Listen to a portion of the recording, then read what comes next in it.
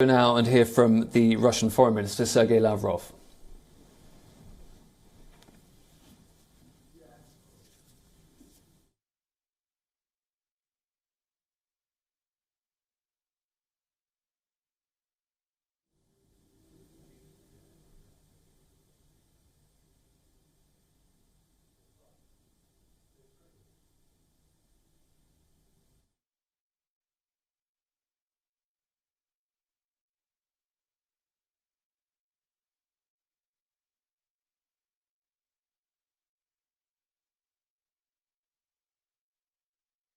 Even as new ones emerge,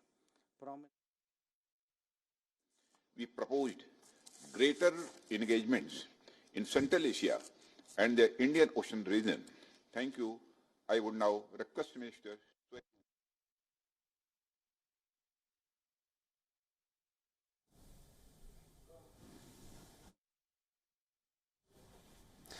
Let's cross now to our diplomatic correspondent, Siddhant Sibal. Siddhant, talk to us about the significance of Vladimir Putin coming in person. Well, it is significant because, remember, this is COVID time and foreign leaders usually do not prefer to travel around. So this is his second visit this year. He was earlier in Geneva to meet the US President Joe Biden, and this, of course, now in Delhi to meet the Indian Prime Minister Narendra Modi. Secondly, even though it's a short duration visit, that's because of the COVID crisis, we can see multiple announcements. 10 pacts are expected to be signed. Also, remember, pact on military aspect, military domain is expected to be signed as well. But by and large, it has been a hectic day, starting with the 2+2 meeting, the bilateral meeting. Both the foreign ministers and defense ministers had meeting, and of course pacts being signed in the defense domain when it comes to production of various defense equipments, but also making sure that there is further solidification of the military relationship. And Siddhant, the defence deals between India and Russia are crucial to all of this and obviously illustrate cooperation between the two countries, but there are areas of difference between India and Russia as well. Well, of course, there are areas of differences. One, of course, is Indo-Pacific. In fact, the US, the Russian foreign minister was here. He did a briefing as well. In the briefing, he mentioned about Asia Pacific because they do not like Indo-Pacific vision and they have been very public about it. He talked about groupings, non-inclusive groupings like AUKUS. This is the word used by him, non-inclusive. In the past as well, we know that Russian foreign minister has lashed out at Quad grouping, saying that this is a grouping that is another non-inclusive grouping. He said it here in Delhi in the past. So clearly they have told the Indians about their worries, but the Indian side has also told about how while India has been part of Quad, it has also been part of BRICS, it has been part of SCO, and these are the groupings which has a strong Russian presence and influence.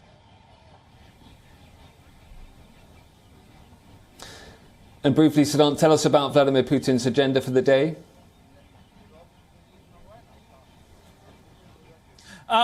We know that the focus, in fact, just in a short while from now, there will be the meeting between the Indian Prime Minister Narendra Modi and the Russian President Vladimir Putin.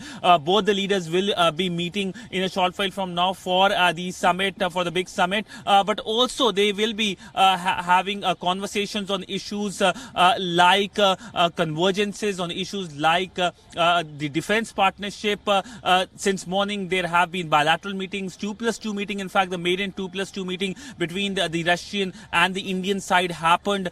This was the first ever meeting happening. It will be happening in Russia next year when the Indian foreign minister and the defense minister will be going. So we can expect more outcomes later in the day, especially with the joint statement that can come out strongly on Pakistan-based international terror groups like Lashkar-e-Taiba and Jaish-e-Mohammed. OK, Siddhant, thank you. Let's go now and hear from the Russian Foreign Minister Sergey Lavrov.